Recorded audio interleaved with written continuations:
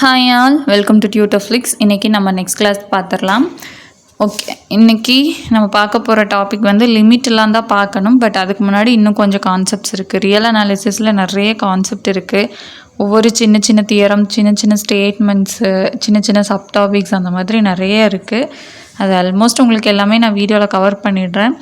இருந்தாலும் இதை தாண்டி இன்னுமே நிறைய ஸ்டேட்மெண்ட்ஸ் இருக்குது. எனக்கு அதெல்லாம் ஒரு ரிசல்ட் மாதிரி உங்களுக்கு எழுதி கொடுத்துட்டா பரவாயில்லன்னு பார்க்குறேன். அதுதான் நிறைய பேர் பிரிண்ட் அவுட் போட்டுக்கட்டுமான்னு கேட்டதுக்கு நான் வெயிட் பண்ண சொன்னதுக்கான ரீசன் அதுதான். ஏன்னா இன்னும் குட்டி குட்டியாக நிறைய இருக்கும்போது ரெஃபரன்ஸ் புக்ஸ் பார்த்து அது எழுதுவீங்களா, மிஸ் பண்ணிடுவீங்களோன்னு எனக்கு ஒரு ஃபீலிங் இருக்குது. அண்டு இன்றைக்கி கிளாஸ் போக நாளைக்கு ஒரே ஒரு டாபிக் மட்டும் தான் பேலன்ஸ் இருக்கும். நாளைக்கு அந்த கிளாஸ் நான் கம்ப்ளீட் பண்ணிடுவேன். அந்த டாபிக் தவிர மீதி எல்லாமே நீங்கள் டெஸ்ட் எழுதுறதுக்கு ரெடியாக இருக்கீங்களா, இல்லை இந்த வீக்கெண்ட் வரைக்கும் டைம் எடுத்துகிட்டு அந்த எக்ஸ்ட்ரா இருக்கிற தியரம் ஸ்டேட்மெண்ட் எல்லாம் நீங்கள் பார்க்குறீங்க, ப்ராப்ளம்ஸ் எல்லாம் இன்னும் கொஞ்சம் போட்டு பார்த்துட்டு வீக்கெண்டில் டெஸ்ட்டு வச்சுக்கலாமா அப்படின்றத எனக்கு குரூப்பில் சொல்லுங்கள், ஓகேவா? ஏன்னா நாளைக்கு டெஸ்ட்டுங்கிறது எனக்கு பாசிபிளான விஷயம் மாதிரி தெரியலை. இன்னுமே அந்தளவுக்கு ப்ரிப்பேர் ஆகிருக்க மாட்டீங்கன்னு தான் எனக்கு ஃபீல் ஆகுது. ஒரு சிலவங்க ரெஃபரன்ஸ் புக் யூஸ் பண்ணிடுவீங்க, எல்லாருக்குமே அது முடியுமான்னு எனக்கு தெரியல. ஸோ அதை மட்டும் பார்த்துட்டு எனக்கு சொல்லுங்கள். ஸோ இன்றைக்கி first topic separable. A metric space M is said to be separable if there exists a countable dense subset in M. Dense செட்டுன்னா என்னங்கிறது நம்ம லாஸ்ட் கிளாஸில் பார்த்துட்டோம். இப்போது ஒரு மெட்ரிக் ஸ்பேஸ் M இருக்குது, அதுக்குள்ளே இருக்கிற டென்ஸ் செட்டை எல்லாமே நம்மளால் கவுண்ட் பண்ண முடியுது. இந்த டென்செட்டோட கவுண்ட் இருக்கு இல்லையா, 1 2ன்னு அந்த மாதிரி அந்த டென்செட் எல்லாத்தையுமே நம்மளால் கவுண்ட் பண்ண முடியுது, ஓகேவா? ஸோ ஒரு கவுண்டபிளான டென்செட் வந்துட்டு அந்த எம்முக்கு வந்து சப்செட்டாக இருக்குது அப்படின்றப்போ அதை நம்ம என்னன்னு சொல்லுவோம் அப்படின்னா செப்பரபிள்னு சொல்லுவோம், ஓகேவா? Next separated sets. Separated sets இது எதுக்காக சொல்ல வரேன் அப்படின்னா, நமக்கு கனெக்டட்னஸ், காம்பேக்ட்னஸ்ன்னு 2 டாபிக் இருக்கு இல்லையா. கனெக்டட் படிக்கிறதுக்கு முன்னாடி ஃபஸ்ட்டு செப்பரேட்டட்னா என்னன்னு தெரிஞ்சுக்கலாம். Let x, d be a metric space. Two non-empty subsets A and B of x are said to be separated if A intersection B closure equal to pi and A closure intersection B equal to pi. The separated sets are always disjoint, but two disjoint sets are not always separated sets. So separated setsனா என்ன? இந்த 2 கண்டிஷனை satisfy பண்ணுச்சுன்னா அந்த 2 set என்னவா இருக்கும் அப்படின்னா செப்பரேட்டாக இருக்கும். ஸோ செப்பரேட்டட் செட் எப்பவுமே எப்படி இருக்கும்னா டிஸ்ஜாயிண்ட்டாக தான் இருக்கும், ஓகேவா? டிஸ்ஜாயிண்ட்னா என்ன? இன்டர்செக்ஷன் எடுக்கும்போது பை கிடைக்கும். பட் ஒரு டிஸ்ஜாயிண்ட் செட் எப்பவுமே செப்பரேட்டட்னு சொல்ல முடியுமான்னா முடியாது, ஓகேவா? அதுதான் இங்கே கொடுத்துருக்காங்க. ஒரு செப்பரேட்டட் செட்டை நம்ம டிஸ்ஜாயிண்ட் செட்டுன்னு சொல்ல முடியும். பட் 2 டிஸ்ஜாயிண்ட் செட் எடுத்துகிட்டு அது எப்பயுமே செப்பரேட்டடாக தான் இருக்குமான்னா கிடையாது, ஓகேவா? சரி, இப்போது இது ரிலேட்டடாக ப்ராப்ளம் பார்த்துடலாம். இது உங்களுக்கு கான்செப்ட் புரிஞ்சிடும். இப்போ பாருங்கள், A equal to open interval 1,2, B equal to open interval 2,3. இதுதான் நம்ம இப்போ எடுத்திருக்க ப்ராப்ளம். இதுக்கு A க்ளோஷர் என்ன வரும்?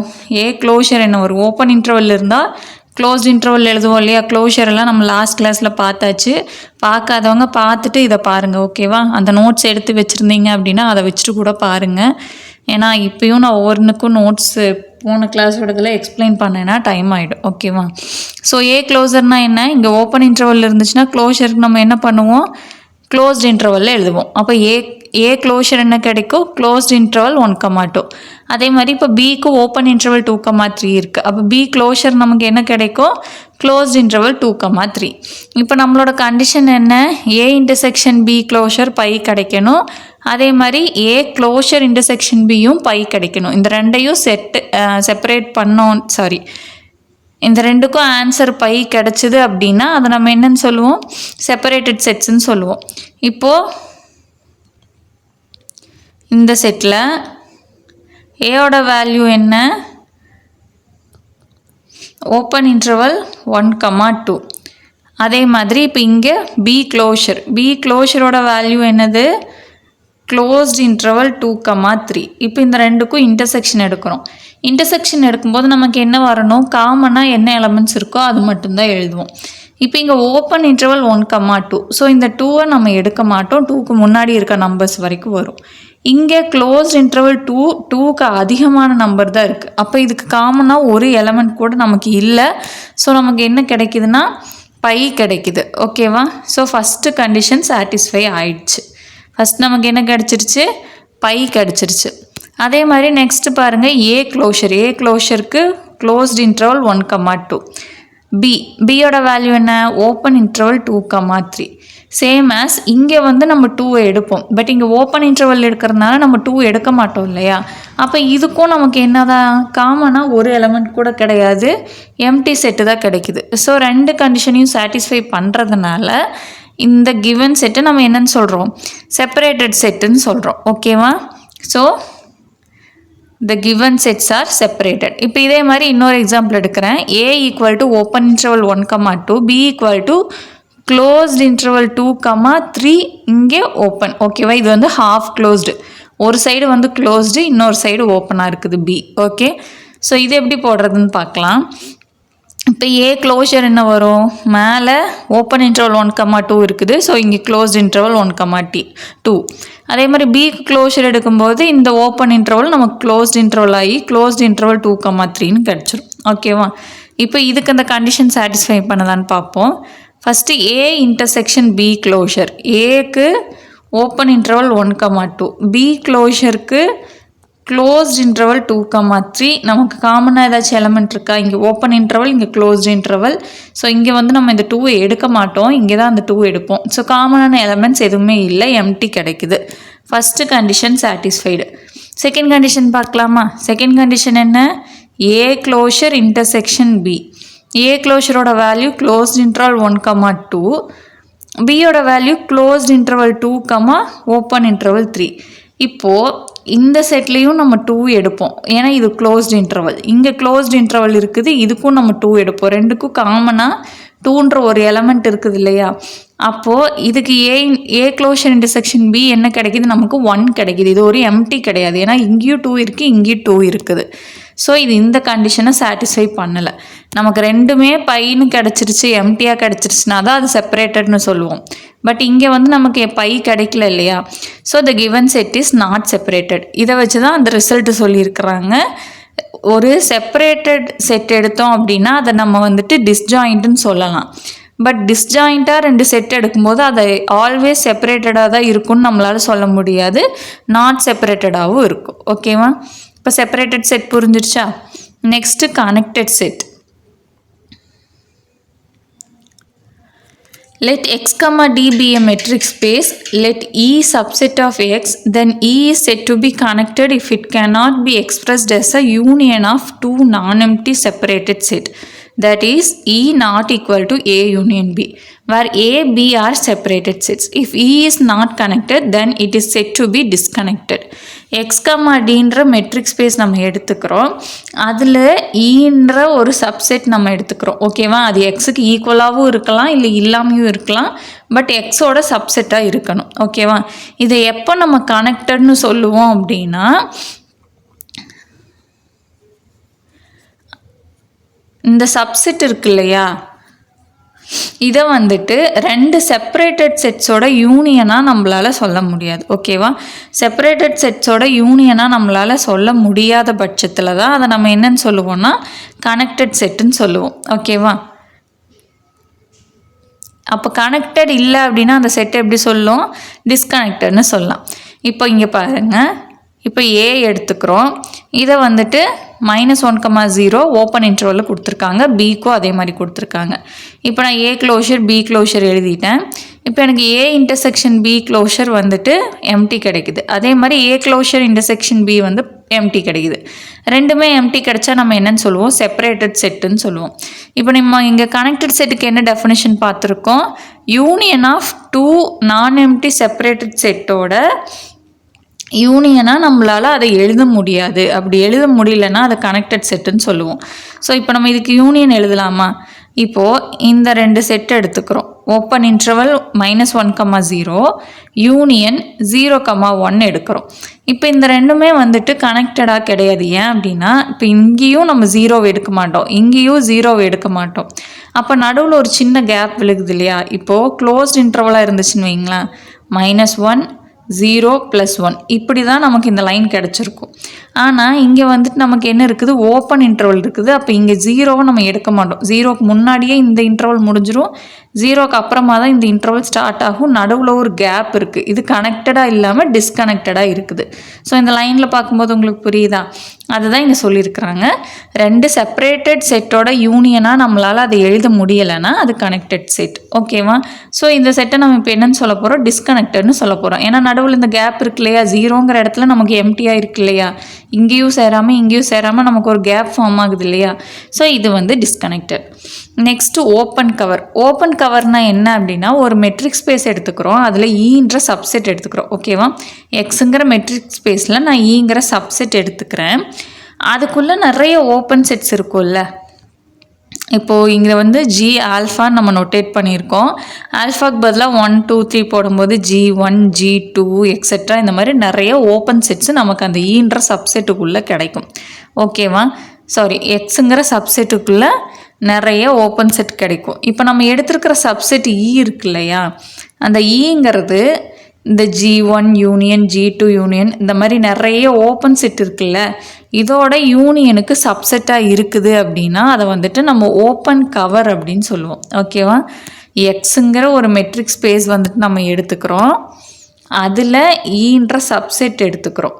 இப்போது இந்த ஈங்கிற சப்செட்டு இந்த எக்ஸ் இருக்கு இல்லையா, எக்ஸுங்கிற மெட்ரிக் ஸ்பேஸில் இருக்கிற G alphas open cover, open sets G1 G2 G3 etcetera GN வரைக்கும் இருக்கிற ஓப்பன் செட்ஸோட யூனியனுக்கு இந்த வந்து சப்செட்டாக இருந்துச்சு அப்படின்னா அதை நம்ம என்னன்னு சொல்லுவோம்னா ஓப்பன் கவர்னு சொல்லுவோம். ஓகே, இப்போ இந்த ஜி ஆல்ஃபா இருக்கு இல்லையா, G1 G2 G3 இதில் இருந்து ஒரு சப் கலெக்ஷன் எடுத்தோம் அப்படின்னா அதை நம்ம என்னன்னு சொல்லுவோம்னா சப் கவர்னு சொல்லுவோம். ஓகேவா? புரிஞ்சிருச்சா? Open cover, sub cover.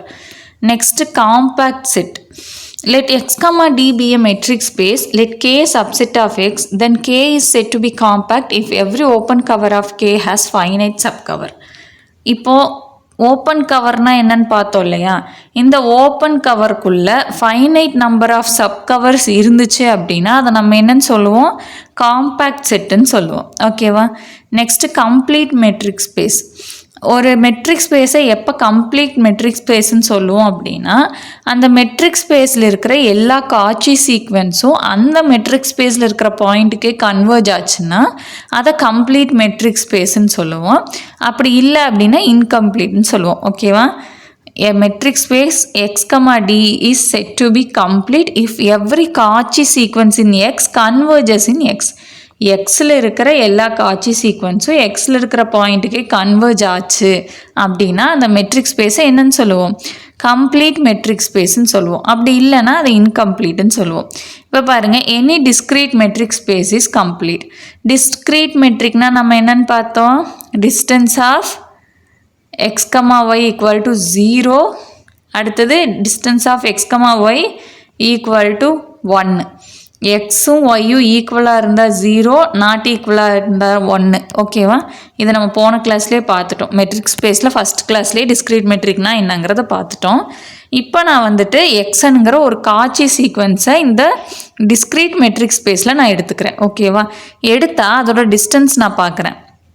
ஒன்று எக்ஸின் ஈக்குவல் டு எம்னா எனக்கு என்ன கிடைக்கும், 0 கிடைக்கும். அதே மாதிரி எக்ஸ்என் நாட் ஈக்குவல் டு எக்ஸ்எம்னா 1 கிடைக்கும்.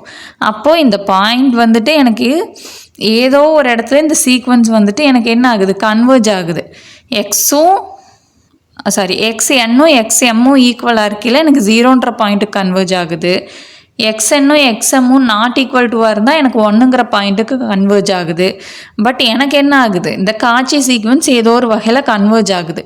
ஸோ டிஸ்க்ரீட் மெட்ரிக்கில் நமக்கு ஒரு சீக்வன்ஸ், காட்சி சீக்வன்ஸ் எடுக்கும்போது எனக்கு அது கன்வர்ஜாக இருக்குது. ஸோ அந்த டிஸ்க்ரீட் மெட்ரிக் ஸ்பேஸை நம்ம என்னன்னு சொல்லுவோம்னா கம்ப்ளீட்டுன்னு சொல்லுவோம். இதை பேஸ் பண்ணி தான் நம்ம இன்னொரு தியரம் என்னன்னு சொல்லுவோம், எவ்ரி காட்சி sequence in complete matric space is converges. ஓகேவா? நம்ம ஆல்ரெடி ரிசல்ட் கிளாஸில் வெறுமனே கன்வர்ஜ்னு எழுதியிருந்தோம். அதை நான் ரியல் லைன் அடிஷ்னலாக எழுதிக்க சொன்னேன். அது பக்கத்துலேயே அடிஷ்னலாக கம்ப்ளீட் மெட்ரிக் ஸ்பேஸ்னு எழுதிக்கோங்க, டிஸ்க்ரீட் மெட்ரிக் ஸ்பேஸ்னு எழுதிக்கோங்க. இந்த 3ல் ரியல் பிளேனில் இருந்தாலும் சரி, டிஸ்க்ரீட் மெட்ரிக் ஸ்பேஸில் இருந்தாலும் சரி, கம்ப்ளீட் மெட்ரிக் ஸ்பேஸில் இருந்தாலும் சரி, இந்த 3லையுமே காட்சி சீக்வன்ஸ் எப்பயுமே கன்வர்ஜாக தான் இருக்கும். Okay, next limit of a function. Limit of a ஃபங்க்ஷனுக்கு முன்னாடி நம்ம ஸ்டார்டிங்கில் லிமிட்னா என்னன்னு பார்த்தோம். Limit n tends to infinity, அதாவது கொடுத்துருக்கிற சீக்வன்ஸ்க்காக இருக்கட்டும் சீரீஸ்க்காக இருக்கட்டும் இன்ஃபினிட்டின்னு சப்ஸ்டியூட் பண்ணும்போது என்னுக்கு என்ன வேல்யூ கிடைக்குதோ அதுதான் அதோட லிமிட்னு பார்த்தோம். லாஸ்ட் டைம் என்ன பார்த்தோம், மெட்ரிக் ஸ்பேஸ் பார்க்கும்போது அதோட லிமிட் நம்ம எப்படி கண்டுபிடிச்சோம், ஒரு சப்செட் எடுத்துக்குவோம், அந்த சப்செட்டுக்குள்ளே ஏன்ற பாயிண்ட்டை வச்சு ஒரு பால் வரையுவோம். அந்த ஏன்ற பாயிண்ட்டை தவிர ஏதாச்சும் பாயிண்ட் அந்த நெய்பர்ஹுட்குள்ளே இருந்துச்சு அப்படின்னா அந்த ஏன்ற பாயிண்ட்டை லிமிட் பாயிண்ட்டுன்னு சொல்லுவோன்றதை மெட்ரிக் ஸ்பேஸில் பார்த்துட்டோம். இப்போ இந்த லிமிட் எதுக்காக பார்க்குறோம் அப்படின்னா ஒரு ஃபங்க்ஷனுக்காக பார்க்குறோம். கொஸ்டின்ஸ் எல்லாம் எப்படி இருக்குன்னா, இப்போ F of x, f of g இந்த மாதிரி ஃபங்க்ஷனை ரிலேட் பண்ணி இருக்கும். அதோட லிமிட் தான் இப்போ பார்க்க போகிறோம். இதில் வந்துட்டு ரெண்டு சைடு நமக்கு லிமிட் இருக்கும். ஓகேவா, ஒன்று வந்துட்டு லெஃப்டில் அப்ரோச் பண்ணும், இன்னொன்று ரைட்டில் அப்ரோச் பண்ணும். பட் ரெண்டுமே சின்ன வேல்யூஸாக தான் அப்ரோச் பண்ணும். ஓகேவா, இப்போ 0லேருந்து ரைட் போகுது அப்படின்னா 0.01, 0.1, 0.001 அந்த மாதிரி சின்ன சின்ன வேல்யூவாக தான் ரைட்டில் போகும். லெஃப்ட்லேயும் அப்படி தான் -0.1, -0.2, -0.01 இந்த மாதிரி சின்ன சின்ன வேல்யூவாக தான் நகர்ந்து போகும். ஓகேவா, எடுத்தோடனே இப்போ உங்களுக்கு 0லேருந்து 5க்கு நகர்ந்து போகாது, சின்ன சின்ன நம்பர்ஸாக தான் போகும். இதில் ரெண்டு லிமிட் இருக்குது, ரைட் ஹேண்ட் லிமிட் அதே மாதிரி லெஃப்ட் ஹேண்ட் லிமிட். இந்த டெஃபனிஷன் எல்லாம் ஜஸ்ட் ரீட் அவுட் பண்ணிக்கோங்க. நான் உங்களுக்கு எக்ஸாம்பிள் சொல்கிறேன், அதை பார்த்தா உங்களுக்கு நல்லா புரிஞ்சிடும். ஓகேவா, ஸோ நான் ஃபஸ்ட்டு எடுத்ததே ஒரு டயக்ராம் முடிச்சுட்டு இங்கே வரேன். ஓகே, இப்போ ஒரு டயக்ராம் நான் இப்போ எடுத்துருக்கேன் பாருங்கள். ஒரு லைனு எக்ஸுங்கிற ஒரு பிளேன் எடுத்துக்கிறேன், இங்கே அதோட எஃப் ஆஃப் எக்ஸ் அதோட ஃபங்க்ஷன் நான் எடுத்துக்கிறேன். ஓகேவா, இப்போ நான் இங்கே ஏன்ற பாயிண்ட்டை நான் இங்கே எடுக்கிறேன் அப்படின்னா எனக்கு ஆப்வியஸாக இங்கே ஒரு பாயிண்டில் வந்துட்டு டச் ஆகும். ஓகே, நான் தனியாக இப்போ வரைஞ்சி காமிக்கிறேன் பாருங்கள். இது வந்துட்டு எக்ஸு, இது எஃப் ஆஃப் எக்ஸு, இதை கனெக்ட் பண்ணுற ஒரு பிளேனோ ஒரு ஃபங்க்ஷன் சம்திங் போகுது. ஓகேவா, இப்போ நான் இங்கே ஏன்ற ஒரு பாயிண்ட் எடுக்கிறேன் அப்படின்னா அது இங்கே டச் ஆகும். ஓகேவா, அந்த லென்த்தை நம்ம இங்கே என்னன்னு சொல்லுவோம், லிமிட்னு சொல்லுவோம். ஓகேவா, இங்கே ஏன்ற பாயிண்ட்டுக்கு எனக்கு இங்கே எல்லுங்கிற ஒரு லிமிட் கிடச்சிருக்கு. நெக்ஸ்ட்டு ஏலேருந்து ரைட்டு போகுது. ஓகேவா, அப்போ இங்கே ஒரு பாயிண்ட் நான் வந்து எடுக்கிறேன், அதை நான் என்னென்னு பண்ணிக்கிறேன், ஏ கூட டெல்டான்ற ஒரு வேல்யூ வந்து நான் ஆட் பண்ணிக்கிறேன், அஷ்யூம் பண்ணிக்கிறேன். ஏன் டெல்டா அப்படின்னா நமக்கு புக்கில் எல்லாமே வந்துட்டு டெல்டா எப்சிலான் இந்த ரெண்டு வேல்யூ தான் யூஸ் பண்ணியிருப்பாங்க, இந்த ரெண்டு நொட்டேஷன் யூஸ் பண்ணியிருக்கிறதுனால நம்மளும் அதை யூஸ் பண்ணிக்கிறோம். ஓகேவா, அப்போ இங்கே எனக்கு என்ன வரும், ஏ ப்ளஸ் டெல்டா. டெல்டாவோட வேல்யூவும் நமக்கு தெரியாது, ஏவோட வேல்யூ தெரியாது. பட் இந்த ரெண்டு க்ளோசஸ்ட் வேல்யூ அது மட்டும் நமக்கு தெரியும். இது 0னா இது 0.2, 0.3 அந்த மாதிரி அதுக்கு நியரஸ்ட் வேல்யூவாக இருக்கும். ஸோ நான் என்ன எடுத்துக்கிறேன், ஏ ப்ளஸ் டெல்டான்னு எடுத்துக்கிறேன். அப்போ இங்கே ஒரு லைன் நமக்கு மார்க் ஆகுமா, அப்போ அதுக்கு இங்கே ஒரு லைன் கிடைக்குமா, அப்போ இதோட வேல்யூ என்னவாக இருக்கும், எல் கூட ஏதோ ஒரு வேல்யூவை ஆட் பண்ணால் இங்கே ஒரு வேல்யூ கிடைக்கும். ஸோ அதுக்கு நான் எப்சிலான் கொடுத்துக்கிறேன், எல் ப்ளஸ் எப்சிலான். ஓகேவா, நெக்ஸ்ட் இப்போ இதுக்கு முன்னாடி நான் எடுத்துக்கிறேன். அப்போ ஏலேருந்து அந்த டெல்டாங்கிற டிஸ்டன்ஸை நான் மைனஸ் பண்ணால் இந்த வேல்யூ கிடச்சிரும். ஓகேவா, ஏ மைனஸ் டெல்டா இங்கே கிடைக்கும். இப்போ இங்கே ஒரு லைன் ஜாயின் ஆகுதா, அப்போ இங்கே அதுக்கு நமக்கு ஒரு லிமிட் கிடைக்குமா, அப்போ எல்லை விட இது கம்மியாக இருக்குது. இந்த டிஸ்டன்ஸ்க்கு அப்புறம் நம்ம என்ன பண்ணலாம், எல் மைனஸ் எப்சிலான்னு போட்டுக்கலாம். ஓகேவா, ஏ எடுக்கும்போது எனக்கு எல் கிடைக்குது, ஏ ப்ளஸ் டெல்டா எடுக்கும்போது எல் ப்ளஸ் எப்சிலான் கிடைக்குது, ஏ மைனஸ் டெல்டா எடுக்கும்போது எல் மைனஸ் எப்சிலான் கிடைக்குது. இதுதான் கான்செப்ட். ஓகேவா, வேறு ஒன்றும் பெருசாக இல்லை. இதை தான் நமக்கு வந்துட்டு பெருசாக லைனில் கொடுத்துருப்பாங்க. The function f tends to L as x tends to a through values greater than a. If to each epsilon greater than 0 there corresponds delta greater than 0 such that modulus of f of x minus L less than epsilon where a less than x less than a plus delta. x value எப்படி இருக்கும், aக்கும் a plus deltaவுக்கும் நடுவில் இருக்கும். ஏவை விட எக்ஸுங்கிறது பெருசாக இருக்கும், அதை விட ஏ ப்ளஸ் டெல்டா பெருசாக இருக்கும் அப்படின்னு சொல்கிறாங்க. ஓகேவா, ஸோ இதெல்லாம் நீங்கள் ரொம்ப போட்டு குழப்பிக்க வேண்டாம். இது ஜஸ்ட்டு இந்த என்ன அப்படின்றது இந்த ஸ்டேட்மெண்ட் இது மட்டும் தெரிஞ்சு வச்சுக்கிட்டா போதும். ஓகேவா, modulus of F of X minus எல்லோட வேல்யூ ஆல்வேஸ் லெஸ் தென் எப்சிலானாக இருக்கும். நெக்ஸ்ட்டு எது தெரிஞ்சுக்கணும் அப்படின்னா, இப்போ லிமிட் சப்ஸ்டியூட் பண்ணுறோம். X equal to A plus, இங்கே வந்து நம்ம ரைட் ஹேண்ட் லிமிட்டுக்கு பார்க்குறதுனால ரைட் ஹேண்ட்னா என்ன கொடுத்துருப்பாங்கன்னா ஏ ப்ளஸ் கொடுப்பாங்க, லெஃப்ட் ஹேண்ட்னா ஏ மைனஸ்னு கொடுப்பாங்க. ஓகே, சரி. இப்போது limit X tends to A plus f of X equal to L. இந்த கிடைக்கிற ஆன்சர் நமக்கு என்னது லிமிட். ஓகேவா? இப்போ நம்ம ப்ராப்ளம்ல எல்லாம் எப்படி அப்ளை பண்ணோம் அப்படின்னா இதை தான் நம்ம ப்ராப்ளம்ல எல்லாம் அப்ளை பண்ணுவோம். Limit X tends to A plus f of X equal to limit h tends to 0 f of a plus h. அதாவது கொஸ்டினில் எக்ஸ் இருக்கிற இடத்துல எல்லாம் நம்ம என்ன பண்ணணும், ஏ ப்ளஸ் ஹெச்ன்னு போட்டுக்கணும். அதே லெஃப்ட் ஹேண்ட் லிமிட்டுக்கு என்ன பண்ணணும் அப்படின்னா கொஸ்டினில் எக்ஸ் இருக்கிற இடத்துல எல்லாம் ஏ மைனஸ் ஹெச்ன்னு போட்டுக்கணும். ஏன்னா லெஃப்ட் ஹேண்ட் லிமிட்னா நம்ம என்னன்னு சொல்லிட்டோம், ஏ மைனஸ்ன்னு சொல்லிட்டோம். ஓகேவா? ரைட்டுனா ஏ ப்ளஸ் ஹெச், லெஃப்ட்னா ஏ மைனஸ் ஹெச். ஓகேவா? இந்த ரெண்டு தான் இங்கே வந்துட்டு நமக்கு மாறும். இப்போ பாருங்கள், நான் ஒரு ப்ராப்ளம் எடுத்திருக்கேன். F of X equal to modulus of X minus 5 divided by X minus 5. இப்போ இதுக்கு ஃபஸ்ட்டு வந்துட்டு நான் வந்துட்டு a plus right hand limit எடுக்கிறேன். ஒரு கொஸ்டினுக்கு லிமிட் கண்டுபிடிக்க சொன்னாங்க அப்படின்னா அதுக்கு ரைட் ஹேண்ட் லிமிட்டும் நம்ம வந்து எடுக்கணும், லெஃப்ட் ஹேண்ட் லிமிட்டும் நம்ம கண்டுபிடிக்கணும். ஓகேவா?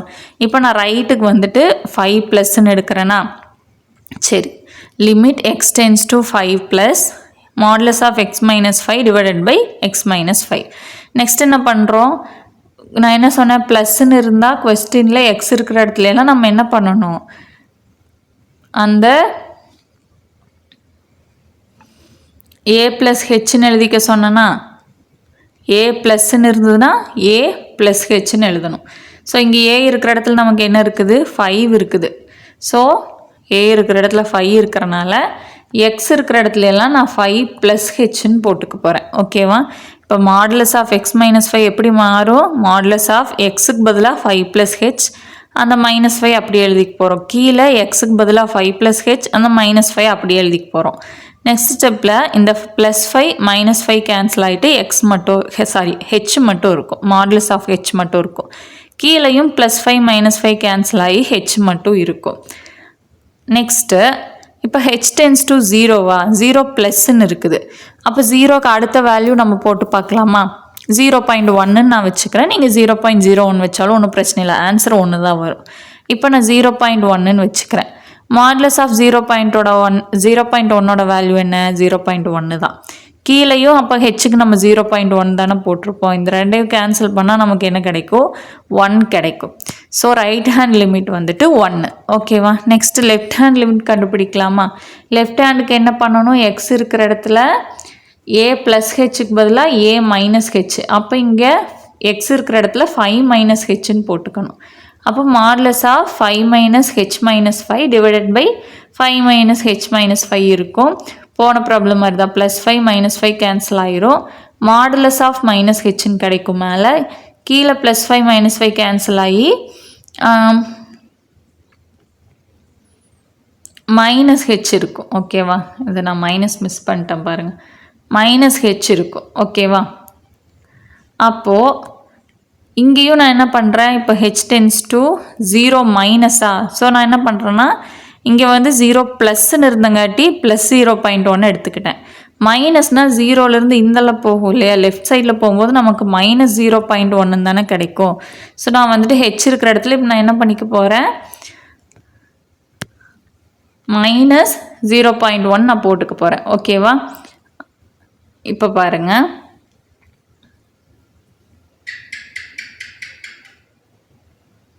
இங்கே மைனஸ் ஹெச் இருக்குது. ஓகே, இப்போ மேலே என்ன வரும், மாடுலஸ் ஆஃப் மைனஸ் 0.1, கீழே என்ன வரும், மைனஸ் ஹெச் இருக்குது. அப்போ மைனஸ் ஆஃப் மைனஸ் 0.1. ஓகேவா? மைனஸ் இன்ட்டு மைனஸ் கீழே ப்ளஸ் ஆயிரும். மேலே மாடுலஸ்குள்ளே மைனஸ் இருந்தாலும் நம்ம வெளியே எடுத்து எழுதும்போது என்ன தான் எழுதுவோம், ப்ளஸ்ன்னு தான் எழுதுவோம். அப்போ இங்கேயும் என்ன தான் கிடைக்கும், 0.1 டிவைடட் பை 0.1 தான் கிடைக்கும். ஆன்சர் 1 தான் கிடைக்கும். ஸோ இப்போ லெஃப்ட் ஹேண்ட் லிமிட்டும் நமக்கு 1 கிடச்சிருக்குது, ரைட் ஹேண்ட் லிமிட்டும் 1 கிடச்சிருக்குது. ரெண்டு லிமிட்டுமே ஈக்குவலாக வந்துச்சு அப்படின்னா தான் அந்த கொஸ்டினுக்கு அந்த 1ங்கிற ஆன்சர் வந்து லிமிட்டுன்னு நம்ம சொல்லுவோம். ஓகேவா? இல்லைன்னா லிமிட் டஸ் நாட் எக்ஸிஸ்ட். ஒரு கொஸ்டினுக்கு left hand limit right hand limit ரெண்டுமே கிடைக்கணும், ரெண்டுமே ஈக்குவலாக இருக்கணும். ஈக்குவலாக இருந்தால் மட்டும்தான் அந்த கொஸ்டினுக்கு அது லிமிட். ஓகேவா? இல்லைன்னா அந்த கொஸ்டினுக்கு லிமிட் கிடையாது. Okay, limit of a function, இதுக்கும் இதுதான் condition. Modulus of X minus L எப்பயுமே லெஸ் தென் எப்சிலானாக இருக்கும். Where 0 less than modulus of X minus a less than delta. இதெல்லாம் வந்துட்டு ஜஸ்ட்டு நீங்கள் என்ன பண்ணுங்கள் அப்படின்னா இதை ஒரு 1 மார்க் மாதிரி கேட்டால் எழுதுறதுக்கு இந்த கண்டிஷன் மட்டும் உங்களுக்கு தெரிஞ்சிச்சுன்னா போதும். ப்ராப்ளம்க்கெல்லாம் நான் சொல்லித்தர மாதிரியே நீங்கள் போட்டுக்கலாம். ஓகேவா? இப்போ பாருங்கள், இப்போ limit x tend to 2 x square plus 1 divided by எக்ஸ்னு ஒரு கொஸ்டின் கொடுத்துருக்குறாங்க. இதுக்கு நான் வந்துட்டு ஃபஸ்ட்டு ரைட் ஹேண்ட் லிமிட் கண்டுபிடிக்கிறேன். எக்ஸ் டென்ஸ் டு 2 ப்ளஸ் உங்களுக்கு வந்துட்டு ப்ராப்ளம் எல்லாம் கொடுத்தாங்கன்னா இந்த மாதிரி 2 3 4 அப்படியெல்லாம் கொடுத்தாங்கன்னா நீங்கள் 2 3 4 அப்ளை பண்ணிக்கலாம். ஓகேவா? ரெண்டுக்குமே மேலேயும் கீழே 2.1ன்னு அப்ளை பண்ணாலும் 2ன்னு அப்ளை பண்ணாலும் உங்களுக்கு சேம் ஆன்சர் தான் கிடைக்கும். ஸோ நான் இப்போ கொஸ்டினில் 2 கொடுத்துருக்குறாங்க அப்படின்னா நான் டேரெக்டாக 2 தான் சப்ஸ்டியூட் பண்ணிக்க போகிறேன். இப்போ என்ன பண்ணணும், எக்ஸ் இருக்கிற இடத்துல ஏ ப்ளஸ் ஹெச், அதாவது 2 ப்ளஸ் ஹெச் அப்ளை பண்ணணும். 2 ப்ளஸ் ஹெச் நான் கொடுத்துட்டேன் அப்படின்னா எனக்கு ரைட் ஹேண்ட் லிமிட் என்ன கிடைக்குதுன்னா 5/2 கிடைக்குது. அதே மாதிரி 2 மைனஸ்னால் என்ன பண்ணணும், எக்ஸ் இருக்கிற இடத்துல 2 ப்ளஸ் ஹெச் போட்டதுக்கு பதிலாக இங்கே 2 மைனஸ் ஹெச் போடணும். அப்படி போடும்போதும் எனக்கு என்ன தான் கிடைக்குது, 5/2 தான் கிடைக்குது. அப்போ லெஃப்ட் ஹேண்ட் லிமிட்டும் எக்ஸிஸ்ட் ஆகுது, ரைட் ஹேண்ட் லிமிட்டும் எக்ஸிஸ்ட் ஆகுது. ரெண்டுமே எனக்கு 5/2ன்ற ஆன்சர் தான் கொடுத்துருக்குது. அப்படின்னா இந்த கொஸ்டினோட லிமிட் என்னது, 5/2. ஸோ இதுக்கு லிமிட் எக்ஸிஸ்ட் ஆகுது. இப்போ சப்போஸ் இங்கே ப்ளஸ் 5/2 பதிலாக -5/2ன்னு சைன் மாறி இருந்தால் கூட இந்த ரெண்டும் நாட் ஈக்குவல் டு தானே. ஸோ இதுக்கு லிமிட் கிடையாதுன்னு நம்ம சொல்லியிருப்போம். லிமிட் டஸ் நாட் எக்ஸிஸ்ட்னு சொல்லியிருப்போம். ரெண்டுமே சைனும் ஒன்றா இருக்கணும், நம்பரும் ஒன்றா இருக்கணும். அப்படி இருந்தாச்சா லிமிட் எக்ஸிஸ்ட் ஆகுதுன்னு சொல்லுவோம். Next limit at infinity. இதுதான் இதுக்கு முன்னாடி நம்ம பார்த்தது. முன்னாடிலாம் லிமிட் கண்டுபிடிக்கணும்னா என்ன பண்ணுவோம், எண்ணுக்கு பதிலாக எக்ஸ் டென்ஸ் டு இன்ஃபினிட்டின்னு போடுவோம் இல்லையா? அதே மாதிரி இங்கே எக்ஸுக்கு பதிலாக லிமிட் என் டென்ஸ் டு இன்ஃபினிட்டின்னு போட்டிருப்போம். எக்ஸுக்கு பதிலாக இன்ஃபினிட்டி போட்டால் என்ன வேல்யூ கிடைக்குதோ அதுதான் லிமிட். ஓகேவா? இது இன்ஃபினிட்டியை பொறுத்து. இதுக்கு முன்னாடி நம்ம சீக்வன்ஸ் சீரியஸ்க்கு எல்லாத்துக்குமே இன்ஃபினிட்டிங்கிற லிமிட்டை தான் நம்ம பார்த்துருக்குறோம். இங்கே தான் நம்ம இப்போ நம்பர் வச்சு பார்க்குறோம். நம்பர் கொடுத்தா தான் left hand limit right hand limit ரெண்டுமே கண்டுபிடிப்போம். இன்ஃபினிட்டி கொடுத்தா நம்ம டைரெக்டாக இன்ஃபினிட்டியே போட்டுருவோம். இப்போ பாருங்கள், இந்த ப்ராப்ளமில் இப்போ நான் என்ன பண்ணிக்கிறேன்னா எக்ஸ் இருக்கிற இடத்துல எல்லாம் இன்ஃபினிட்டி சப்ஸ்டியூட் பண்ணிக்கிறேன். இதுக்கு முன்னாடி சீக்வன்ஸ் சீரீஸ்க்கெல்லாம் என்ன பண்ணுவோம், என் இருக்கிற இடத்துல இன்ஃபினிட்டி சப்ஸ்டியூட் பண்ணுவோம். இங்கே எக்ஸ் இருக்கிற இடத்துல சப்ஸ்டியூட் பண்ணுறோம், அவ்வளோதான். Same method. இன்ஃபினிட்டி மேக்ஸிமம் கீழே வர மாதிரி பார்த்துக்கணும். ஸோ இந்த கொஸ்டினில் நான் என்ன பண்ணுறேன் அப்படின்னா எக்ஸ் ஸ்கொயரை மேலேயும் கீழேயும் எக்ஸ் ஸ்கொயரால் டிவைட் பண்ணுறேன். டிவைட் பண்ணனா தான் எனக்கு இந்த ஃபார்மேட்டில் வரும். உங்களுக்கு என் கொடுத்தாலும் சரி எக்ஸ் கொடுத்தாலும் சரி, இப்போ 2x + 1ன்னு இருக்குது அப்படின்னா இந்த எக்ஸை நீங்கள் வெளியே எடுத்துருங்க. ஓகேவா? அப்படி எடுத்தால் தான் 2 + 1/x அப்படின்னு இந்த ஃபார்மேட் மாறும். இந்த எக்ஸுக்கு இன்ஃபினிட்டி கொடுக்கும்போது இந்த டேர்ம் 0 ஆகிடும். அதை நான் ஆல்ரெடி எம்சி கிளாஸ்லேயே சொல்லியிருக்கேன், இப்போயும் சொல்லிட்டேன். ஓகேவா? அந்த இன்ஃபினிட்டி சப்ஸ்டியூட் பண்ணுறது எப்பயுமே இப்போ 1/∞, 2/∞, 5/∞, இந்த ஃபார்மேட்டில் வர மாதிரி மாற்றிக்கிட்டிங்கன்னா அந்த ஹோல் டேர்ம் 0 ஆயிரும். நமக்கு ஆன்சர் போடுறது ஈஸி. ஓகேவா? Next continuous function. ஒரு ஃபங்க்ஷன் கண்டினியூஸ்ன்னு சொல்லணுன்னா அதுக்கு ஒரு சில கண்டிஷன்ஸ் இருக்குது. அது என்னன்னு சொல்லிடுறேன். பட் கண்டினியூஸ் ஃபங்க்ஷனோட டெஃபனிஷன் இதுதான். ஓகேவா? மாடுலஸ் ஆஃப் f(x - f) எப்பயுமே என்னவா இருக்கும்னா < இருக்கும். அதே மாதிரி modulus of x - a value Δ இருக்கும். இது ப்ராப்ளம் போடுற இடத்துல யூஸ் ஆகும். நெக்ஸ்ட்டு ஒரு ஃபங்க்ஷன் கண்டினியூஸாக இருக்குது, x = aன்ற பாயிண்டில் கண்டினியூஸாக இருக்குது அப்படின்னா இந்த f(x)க்கு நம்ம லிமிட் a வரைக்கும் சப்ஸ்டியூட் பண்ணும்போது நமக்கு f(a)ங்கிற வேல்யூ கிடைக்கும். ஓகேவா? இது ஜஸ்ட் டெஃபனிஷன் தான். இப்போ ஒரு ஃபங்க்ஷன் கண்டினியூஸாக இருக்குதா இல்லையான்றது நம்ம எப்படி தெரிஞ்சுக்கணும்னு சொல்கிறேன். ஃபஸ்ட்டு என்னென்னா f(a) எக்ஸிஸ்ட் ஆகணும். கொடுத்துருக்கிற கொஸ்டினில் எக்ஸுக்கு பதிலாக ஏன்னு சப்ஸ்டியூட் பண்ணும்போது நமக்கு ஒரு வேலிடான ஈக்குவேஷன் கிடைக்கணும். ஓகேவா? ஃபஸ்ட்டு கண்டிஷன் அது. நெக்ஸ்ட்டு கண்டிஷன் என்ன அப்படின்னா அந்த கொடுத்துருக்கிற ஃபங்க்ஷன் f(x)க்கு ஏவை பொறுத்து நமக்கு லிமிட் கிடைக்கணும். லிமிட் கிடைக்கணும்னா என்ன, ரைட் ஹேண்ட் லிமிட்டும் கிடைக்கணும், லெஃப்ட் ஹேண்ட் லிமிட்டும் கிடைக்கணும். அந்த ரெண்டும் ஈக்குவலாக இருக்கணும். லிமிட் எக்ஸிஸ்ட் ஆகணும். தேர்டு, நமக்கு கிடைச்ச லிமிட்டும் இந்த f(a) இருக்குது இல்லையா, அந்த ரெண்டும் என்னவா இருக்கணும், ஈக்குவலாக இருக்கணும். அப்படி இருந்துச்சுன்னா தான் அதை என்னன்னு சொல்லுவோம்னா கண்டினியூஸ் அட் x = aன்ற பாயிண்டில் கண்டினியூஸாக இருக்குதுன்னு சொல்லுவோம். ஓகேவா? இப்போ f(x = mod x)ங்கிறது கண்டினியூஸ் அட் 0ன்னு நம்மளை ப்ரூவ் பண்ண சொல்லியிருக்கிறாங்க. ஸோ ஃபஸ்ட்டு கண்டிஷன் நமக்கு என்னது, f(a) எக்ஸிஸ்ட் ஆகணும். ஸோ நம்ம இந்த கிவன் கொஸ்டினில் x இருக்கிற இடத்துல a போடுறோன்னு வச்சுக்கோங்க. இப்போ நான் என்ன பண்ணுறேன்னா, ஜீரோவுக்கு தான் நமக்கு ப்ரூவ் பண்ண சொல்லியிருக்கிறதுனால நான் இப்போ ஏக்கு பதிலாக 0 போடுறேன். 0 போட்டால் எனக்கு 0ன்ற ஒரு வேலிடான வேல்யூ கிடைக்குது. இப்போ 0/0, ∞/∞ இந்த மாதிரி இருந்துச்சுன்னா இன்டிட்டர்மினன்ட் ஃபார்ம்னு சொல்லுவோம். பட் இங்கே 0ன்ற ஒரு யூனிக்கான எனக்கு வேலிடான ஒரு வேல்யூ வந்து கிடச்சிருக்குது. ஸோ எஃப் ஆஃப் ஏ நமக்கு எக்ஸிஸ்ட் ஆகுது. ஃபஸ்ட்டு கண்டிஷன் சாட்டிஸ்ஃபை ஆகுது. செகண்ட் கண்டிஷன் என்ன, நமக்கு லிமிட் எக்ஸிஸ்ட் ஆகணும். இங்கே நமக்கு பர்டிகுலராக கண்டினியூஸ் அட் 0ன்னு சொல்லியிருக்கிறதுனால நான் என்ன பண்ணுறேன், லெஃப்ட் ஹேண்டுக்கும் சரி ரைட் ஹேண்டுக்கும் சரி எக்ஸுக்கு பதிலாக நான் 0 சப்ஸ்டியூட் பண்ணிக்க போகிறேன். ஸோ 0 சப்ஸ்டியூட் பண்ணும்போது எனக்கு மாட் எக்ஸோட வேல்யூ 0ன்னு தான் அகெயின் கிடைக்குது. ஸோ ரெண்டு லிமிட்டும் எக்ஸிஸ்ட் ஆகுது, ரெண்டுமே 0 தான். ஸோ அப்படி இருந்துச்சுன்னா நம்ம என்ன சொல்லுவோம், இதுக்கு லிமிட் எக்ஸிஸ்ட் ஆகுது. ஸோ லிமிட் வேல்யூ வந்துட்டு நமக்கு 0. Okay, right hand limit left hand limit ரெண்டுமே 0. ஸோ இந்த ஃபங்க்ஷனோட லிமிட்டு நமக்கு என்னது 0. செகண்ட் கண்டிஷன் சாட்டிஸ்ஃபை ஆயிடுச்சு. தேர்ட் என்னது, நமக்கு கிடைக்கிற லிமிட்டும் எஃப் ஆஃப் ஏவோட வேல்யூ ஈக்குவலாக இருக்கணும். நமக்கு என்ன லிமிட் கிடச்சிருக்குது, 0ன்ற லிமிட் கிடச்சிருக்குது. எஃப் ஆஃப் ஏ என்னது, நம்ம ஃபஸ்ட்டு கண்டுபிடிச்சோம் இல்லையா, எஃப் ஆஃப் ஏக்கு 0 போட்டால் நமக்கு 0 கிடச்சிது. ஸோ லிமிட்டும் 0, எஃப் ஆஃப் ஏவும் 0, இந்த ரெண்டையுமே சாட்டிஸ்ஃபை பண்ணிடுச்சு. ஸோ நமக்கு 3 கண்டிஷனையும் சாட்டிஸ்ஃபை பண்ணிடுச்சு. ஃபஸ்ட்டு எஃப் ஆஃப் ஏக்கு வேல்யூ எக்ஸிஸ்ட் ஆச்சு, செகண்டு லிமிட் கிடச்சிது, தேர்டு கண்டிஷன் என்ன, லிமிட்டும் எஃப் ஆஃப் ஏவும் ஈக்குவலாக இருக்கணும், ஈக்குவலாக இருக்குது. இந்த 3 கண்டிஷனையும் சாட்டிஸ்ஃபை பண்ணுறதுனால இந்த F of X equal to mod எக்ஸுங்கிற ஃபங்க்ஷன் எக்ஸ் ஈக்குவல் டு 0ன்ற பாயிண்டில் கண்டினியூஸாக இருக்குது அப்படின்னு நம்ம சொல்கிறோம். ஓகேவா. நெக்ஸ்ட்டு யூனிஃபார்ம்லி கண்டினியூஸ். யூனிஃபார்ம்லி கண்டினியூஸ்னால் என்ன அப்படின்னா, ரெண்டு மெட்ரிக் ஸ்பேஸ் எடுத்துக்கிறோம். ஓகேவா, ஒரு ஃபங்க்ஷன் இருக்குது, M1ங்கிற மெட்ரிக் ஸ்பேஸ்லேருந்து M2ங்கிற மெட்ரிக் ஸ்பேஸ்க்கு நமக்கு ஒரு ஃபங்க்ஷன் இருக்குது. அதை எப்போ நம்ம யூனிஃபார்ம்லி கண்டினியூஸ்ன்னு சொல்லுவோம் அப்படின்னா, modulus of F of X minus F of Y less than epsilon whenever modulus of X minus Y less than delta. கண்டினியூஸ்க்கும் மேலே இதே டெஃபினேஷன் தான் சொன்னீங்க, யூனிஃபார்ம்லிக்கும் இதே தான் சொல்கிறீங்கன்னு கேட்பீங்க. இதுக்கு நான் இப்போ ஒரு எக்ஸாம்பிள் சொல்கிறேன் பாருங்கள். இப்போ நான் வந்துட்டு எஃப் ஆஃப் எக்ஸ் வந்துட்டு இங்கே மெட்ரிக் ஸ்பேஸில் நம்ம எடுத்துட்டோம். ஓகேவா, அது நார்மலாக நம்ம ஒரு ரியல் வேல்யூடு ஃபங்க்ஷன் எடுத்தோம். இங்கே நம்ம என்ன பண்ணியிருக்கோம், மெட்ரிக் ஸ்பேஸில் எடுத்திருக்கோம். ஓகே, இப்போ இதுக்கு ஒரு ப்ராப்ளம் பார்க்கலாம். இந்த டெஃபினேஷனை வந்து உங்களுக்கு புரிய வைக்கிற மாதிரியான ஒரு ப்ராப்ளம் நான் எடுத்துகிட்டு வந்திருக்கேன். இப்போ F of X equal to 2x on ஆர்ன்னு கொடுத்துட்டாங்க. ஆர்னா என்ன, ரியல் பிளேனில். இப்போ நான் வந்துட்டு எப்சிலானோட வேல்யூ வந்து 0.5ன்னு ஃபிக்ஸ் பண்ணிக்கிறேன். ஓகேவா, எப்சிலானுங்கிறது எப்பவுமே ஒரு சின்ன வேல்யூ, டெல்டாங்கிறதும் ஒரு சின்ன வேல்யூ. ஸோ நான் எப்சிலானுக்கு 0.5 ஃபிக்ஸ் பண்ணிட்டேன். இப்போது ஃபஸ்ட்டு கண்டிஷன் என்ன, modulus of X minus modulus of F of X minus F of ஐயோட வேல்யூ லெஸ் தென் எப்சிலானாக இருக்கணும்.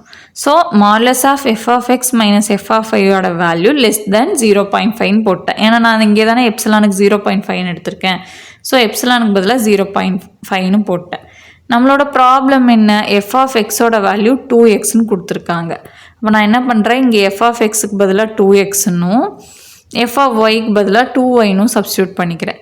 ரெண்டுலேயுமே 2 காமனாக இருக்கிறனால வெளியே எடுத்துகிட்டு 2 into modulus of X minus ஒய்னு எனக்கு கிடைக்கிது. இது என்னவா இருக்குது, 2 into modulus of X minus Y less than 0.5ன்னு கிடைக்குதா. நெக்ஸ்ட் இந்த 2வை வந்து இந்த சைடு கொண்டு போயிட்டா என்ன வந்துடும், modulus of X minus Y less than 0.25ன்னு கிடைக்கும். இதுதான் நம்மளோட டெல்டா வேல்யூ. நம்ம கண்டிஷன் பாருங்கள், நம்ம modulus of F of X minus F of Y தான் நம்ம எடுத்தோம். ஃபைனலாக நமக்கு என்ன கிடச்சிருக்குது, modulus of X minus Y less than டெல்டான்னு கிடச்சிருக்குது. Okay,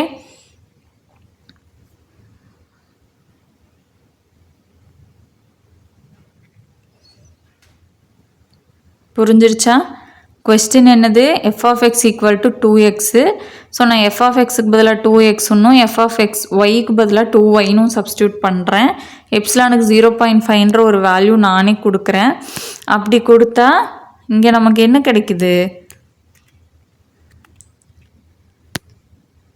modulus of X minus Y less than 0.25ன்னு கிடைக்குது. இந்த 0.25 தான் நமக்கு இங்கே என்னது, டெல்டா வேல்யூ. இப்போ பாருங்கள், இப்போ எக்ஸுக்கு 3ன்னு ஒரு வேல்யூ கொடுக்குறேன், ஒய்க்கு 3.1ன்னு ஒரு வேல்யூ கொடுக்குறேன். ரெண்டுமே நியரஸ்ட்டாக ஒரு வேல்யூ நானாக அஷ்யூம் பண்ணி கொடுக்குறேன். இப்போ modulus of X minus y பார்க்கலாமா? இப்போ எக்ஸுக்கு 3, ஒய்க்கு 3.1 கொடுத்தா என்ன கிடைக்குது? 0.1. இந்த modulus of X minus y எப்பயுமே லெஸ் தென் என்னவாக இருக்கணும்? டெல்டாவாக இருக்கணும். இங்கே நமக்கு என்ன வேல்யூ கிடச்சிருக்குது? 0.1. 0.1ங்கிறது நம்மளோட 0.25ங்கிற டெல்டா விட லெஸ் தெனாக இருக்குதா? லெஸ் தெனாக இருக்குது. ஸோ இந்த கண்டிஷன் சாட்டிஸ்ஃபைட். அதே மாதிரி இப்போ modulus of F of X minus F of y எடுத்துக்கிறேன். எஃப் ஆஃப் எக்ஸ்னால் என்ன? 2x. ஸோ 2 × 3 நமக்கு என்ன வரும்? 6. அடுத்தது 2 × 3.y 6.2. இதுக்கு வேல்யூ எடுத்தால் நமக்கு என்ன கிடைக்குது? 0.2. 0.2ங்கிறது இப்போ நமக்கு modulus of F of X minus F of y எதை விட சின்னதாக இருக்கணும்? நம்மளோட எப்சிலான் வேல்யூவோட சின்னதாக இருக்கணும். Epsilon value 0.5. நமக்கு இங்கே என்ன கிடச்சிருக்குது? 0.2. எப்சிலானை விட சின்னதாக கிடச்சிருக்குதா? கிடச்சிருக்குது. ஸோ இது வந்து ஒரு யூனிஃபார்ம்லி கண்டினியூயஸ் ஃபங்க்ஷன். ஓகேவா? புரிஞ்சிருச்சா? இது இந்த வேல்யூஸ் வந்து இந்த எப்சிலான் வேல்யூங்கிறது நம்மளாக அஷ்யூம் பண்ணிக்கிறது. 0க்கு நியரஸ்ட்டாக ஒரு வேல்யூ நம்மளாக அஷ்யூம் பண்ணிக்கிறது. மேக்ஸிமம் 0.5 வந்துட்டு எல்லா ப்ராப்ளம்க்கு வைக்கும்போது நமக்கு ஆன்சர் கொஞ்சம் கரெக்டாக கிடைக்கும். Okay, next discontinues. ஒரு ஃபங்க்ஷன் வந்து நமக்கு கண்டினியூஸாக இல்லை அப்படின்னா அதை நம்ம என்னன்னு சொல்லுவோம்னா டிஸ்கண்டினியூஸ்ன்னு சொல்லுவோம். அந்த பாயிண்ட்டை நம்ம என்ன பண்ணுவோம் அப்படின்னா point of discontinuity of the ஃபங்க்ஷன்னு சொல்லுவோம். இதில் வந்துட்டு நமக்கு 3 டைப்ஸ் இருக்குது. ஃபஸ்ட்டு வந்துட்டு ரிமூவபிள் டிஸ்கண்டினியூட்டி. ரிமூவபிள் டிஸ்கண்டினியூட்டினா என்ன அப்படின்னா லிமிட் வந்துட்டு நமக்கு கிடச்சிரும். பட் அந்த லிமிட்டும் நம்மளோட எஃப் ஆஃப் ஏவும் ஈக்குவலாக இருக்காது. நம்மளோட தேர்ட் கண்டிஷன் என்ன? கண்டினியூஸாக இருக்கிறதுக்கு லிமிட்டும் எஃப் ஆஃப் ஏவும் ஈக்குவலாக இருக்கணும்னு சொல்லியிருந்தோம். பட் அந்த ரெண்டும் ஈக்குவலாக இல்லை அப்படின்னா அதை நம்ம என்னன்னு சொல்லுவோம்னா ரிமூவபிள் டிஸ்கண்டினியூட்டி. ஏன்னா அது சாட்டிஸ்ஃபை பண்ணலைனாலே அது கண்டினியூஸ் கிடையாதுன்னு சொல்லுவோம். கண்டினியூஸாக இல்லைன்னா டிஸ்கண்டினியூட்டி. டிஸ்கண்டினியூட்டியில் அது என்ன டைப் அப்படின்னா ரிமூவபிள் டிஸ்கண்டினியூட்டி. நெக்ஸ்ட்டு ஃபஸ்ட்டு கைண்டுனா என்ன அப்படின்னா நம்மளோட லிமிட் ரெண்டும் ஈக்குவலாக இருக்காது. லெஃப்ட் ஹேண்ட் லிமிட்டும் ரைட் ஹேண்ட் லிமிட்டும் ஈக்குவலாக இருக்காது. ஒன்று சைன் சேஞ்ச் ஆகிருக்கலாம், இல்லைனா வேல்யூவே சேஞ்ச் ஆகிருக்கலாம். பட் லிமிட் வந்துட்டு நமக்கு எக்ஸிஸ்ட் ஆகாது. லிமிட் எக்ஸிஸ்ட் ஆகலினாலும் அதை நம்ம கண்டினியூஸ் இல்லை டிஸ்கண்டினியூன்னு தான் சொல்ல போகிறோம். அது வந்து first kind discontinuity. Second kind டிஸ்கண்டினியூட்டினா என்ன அப்படின்னா ரெண்டு லிமிட்டுமே நமக்கு எக்ஸிஸ்ட் ஆகாது. ஓகேவா? இங்கே வந்து லிமிட் ரெண்டுமே கிடைக்கும், பட் ஈக்குவலாக இருக்காது. செகண்ட் கைண்டுனா லிமிட்டே கிடைக்காது. ரிமூவபிள்னா என்ன சொன்னேன்? லிமிட்டெல்லாம் கிடைக்கும், பட் லிமிட்டும் எஃப் ஆஃப் ஏவும் நமக்கு வந்துட்டு ஈக்குவலாக இருக்காது. ஓகேவா? இதுதான் டிஸ்கண்டினியூவோட 3 டைப்பு.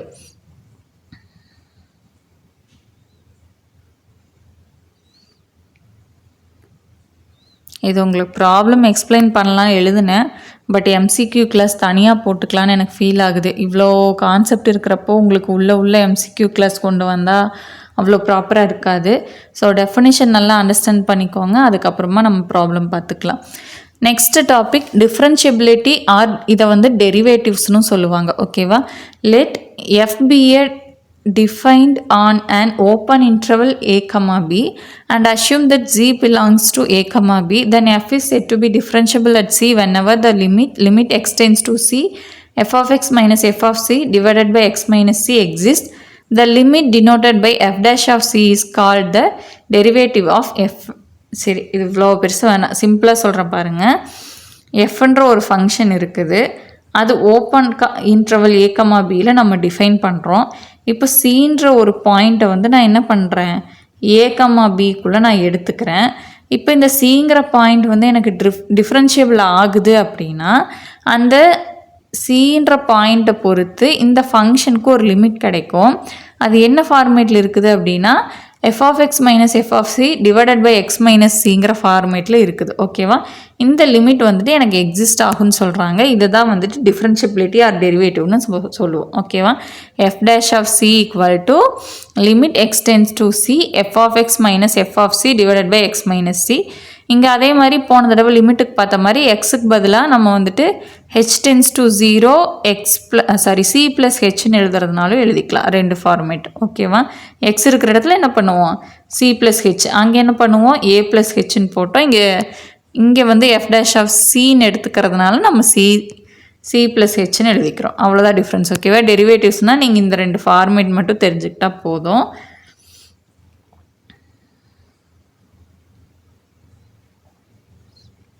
நெக்ஸ்ட்டு இங்கேயும் அதே ஃபார்மேட்டு தான். இப்போ இங்கே வந்துட்டு சீன்னு இருக்குது இல்லையா, சி ப்ளஸ்ன்னு போட்டால் ரைட் ஹேண்ட் டெரிவேட்டிவ், சி மைனஸ்ன்னு போட்டால் left hand derivative. Okay, next இப்போ ஒரு எக்ஸாம்பிள் கொண்டு வந்திருக்கேன் பாருங்கள். F of X equal to x square. நம்மளோட ஃபார்மேட் என்னது, f dash of C equal to limit x tends to C F of X minus F of C divided by X minus c. இங்கே நான் என்ன பண்ணிக்கிறேன், F of X இருக்கிற இடத்துல நம்ம என்ன பண்ணணும், எக்ஸ் ஸ்கொயர் போடணும். அதே மாதிரி எஃப் ஆஃப் சிக்கு பதிலாக நம்ம என்ன போட்டுக்கலாம், சி ஸ்கொயர் போட்டுக்கலாம் divided by X minus c. இப்போ மேலே வந்துட்டு a square minus b square ஃபார்மேட்டில் இருக்குதா, ஸோ நான் a plus b into a minus பிங்கிற ஃபார்மேட்டில் எழுதிக்கிறேன். எக்ஸ் மைனஸ் சி கேன்சல் ஆயிரும், எக்ஸ் ப்ளஸ் சி மட்டும் இருக்கும். இப்போ எக்ஸுக்கு நம்ம என்ன கொடுக்கணும், சி கொடுக்கணும். சி கொடுத்தா என்ன ஆயிரும், 2cன்னு ஆகும். ஸோ எஃப் டேஷ் ஆஃப் சியோட வேல்யூ நமக்கு 2c. இதுதான் டிஃப்ரென்ஷியபிலிட்டி. ஓகேவா, இது டெரிவேட்டிவ்னு சொல்லுவாங்க. Next nth derivative. இப்போது ஃபஸ்ட்டு டெரிவேட்டிவ்க்கு நமக்கு என்ன கிடச்சிருக்குது, F dash of C equal to limit X tends to C F of X minus F of C divided by X minus C. இதுக்கே வந்து இன்னொரு தடவை நம்ம டெரிவேட்டிவ் எடுத்தோம்னா அது செகண்ட் டெரிவேட்டிவ்னு சொல்லுவோம். அதுக்கு என்ன பண்ணுவோம், எஃப் டபுள் டேஷ் ஆஃப் சின்னு போடுவோம். ஓகேவா, ஒரு தடவை டிஃப்ரென்ஷியேட் பண்ணால் எஃப் டேஷ்ன்னு போடுவோம், செகண்ட் டைம்னா எஃப் டபுள் டேஷ், தேர்ட் டைம்னா எஃப் ட்ரிபிள் டேஷ் இப்படி போடுவோம் இல்லையா. ஸோ செகண்ட் டைமுக்கு நமக்கு என்ன வரும், f double dash of C equal to limit X tends to c. இதை ஒரு தடவை டிஃப்ரென்ஷியேட் பண்ணுவோம், f dash of X minus இதை ஒரு தடவை f dash of C divided by X minus c அப்படியே வரும். அப்போ அதுவே nth டெரிவேட்டிவ்க்கு வந்துச்சுன்னா நமக்கு என்ன ஆகும், f n of c limit X tends to C f power n minus 1 into x plus f of n minus 1 into c divided by X minus c. ஏன்னா இங்கே இப்போ 2 தடவை இருக்குது அப்படின்னா இங்கே இது ஒரு தடவை டிஃப்ரென்ஷியேட் ஆகிருக்குது. இது இங்கே nth டைம் வந்துட்டு நம்ம டெரிவேட்டிவ் எடுக்கிறோம் அப்படின்னா இது n மைனஸ் 1 டைம் இருக்கும். அதுதான் concept. Okay, next named theorems. மொத்தத்தையும் இப்பயே பார்த்தா உங்களுக்கு கன்ஃபியூஸ் ஆயிரும்னு நினைக்கிறேன். இது நாளைக்கு மார்னிங்காக நான் உங்களுக்கு இன்னொரு வீடியோ கொடுத்துட்றேன். நேம்டு தியரம் ஒரு வீடியோ, அடுத்தது வந்துட்டு பவர் சீரீஸும் ரீமான் இன்டெக்ரலும் சின்ன டாபிக், அது நாளைக்கு ஈவினிங் உங்களுக்கு வீடியோ கொடுத்து முடிச்சிடுறேன். ஓகேவா, இதுவே 40 மினிட்ஸ் கிட்ட போயிடுச்சு. ஸோ நேம்டு தியரமும் இப்போ வேணாம், அது ஒரு 40 to 15 மினிட்ஸ் வந்துடும். ஸோ அது வந்து நம்ம மார்னிங் கிளாஸ், நாளைக்கு மார்னிங் கிளாஸில் நேம்டு தியரம் இருக்கும். ஈவினிங் கிளாஸ் உங்களுக்கு வந்துட்டு நான் என்ன கொடுக்க போகிறேன், பவர் சீரீஸ் அண்ட் ரீமான் இன்டெக்ரபிலிட்டி கொடுக்க போகிறேன். அந்த ரெண்டோட நமக்கு ரியல் அனாலிசிஸ் கம்ப்ளீட்டாக அந்த சிலபஸ் வந்து நமக்கு முடிஞ்சிடும். அதுக்கப்புறமா என்ன இருக்குது அப்படின்னா, ரியல் அனாலிசிஸில் நான் சொன்ன மாதிரி மெட்ரிக் ஸ்பேஸ்லேயும் சரி, இப்போ நம்ம பார்த்த லிமிட் கண்டினியூட்டியும் சரி, அடுத்து பார்க்க போகிற ரீமான் இன்டெக்ரபிலிட்டிலையும் சரி, அந்த கான்செப்டை தாண்டி நிறைய தியரம் ஸ்டேட்மெண்ட்ஸு, அதில் இம்பார்ட்டன்ட் பாயிண்ட்ஸ் நிறையாவே இருக்குது. நீங்களே அதை ரெஃபரன்ஸ் புக் பார்த்து படிச்சுக்கிறீங்களா, இல்லை நான் வந்து அந்த பாயிண்ட்ஸ் எல்லாம் உங்களுக்கு கோத்ரூ பண்ணி இதுக்கு முன்னாடி வந்துட்டு செட்ஸுக்கும் சீக்வன்ஸுக்கும் மட்டும் நான் வந்துட்டு ரிசல்ட் கிளாஸ்னே ஒரு கிளாஸ் தனியாக கொடுத்துருப்பேன். அந்த மாதிரி இதுக்கும் நான் எழுதி கொடுத்துறவா, இல்லை நீங்களே படிச்சுக்கிறீங்களான்னு சொல்லுங்கள். ரெண்டாவது எனக்கு டெஸ்ட்டு வந்துட்டு நம்ம நேற்று வரைக்கும் பார்த்த டாப்பிக்கு ஒரு டெஸ்ட்டு வச்சுக்கலாமா, இல்லை இன்னொரு 2-3 டேஸ் டைம் எடுத்து நம்ம யூனிட் டெஸ்ட்டு இந்த வீக்கெண்ட் எழுதிக்கலாமா, இந்த ரெண்டு மட்டும் எனக்கு குரூப்பில் சொன்னாலும் ஓகே, கமெண்டில் சொன்னாலும் ஓகே. வேறு ஏதாவது டவுட் இருக்குன்னா எனக்கு கமெண்ட்டில் சொல்லுங்கள். நாளைக்கு ஈவினிங் ரியல் அனாலிசிஸ் போர்ஷன்ஸ் முடிஞ்சிடும். அதுக்கப்புறமா நமக்கு MCQ கிளாஸ் மட்டும் ஒரு 2-3 கிளாஸ் நான் உங்களுக்கு கொடுக்குறேன். ஏன்னா அந்தளவுக்கு இதில் நிறைய இருக்குது, ரியல் கொஞ்சம் பெரிய யூனிட்டாக இருக்கிறதுனால. ஓகேவா, தேங்க்யூ.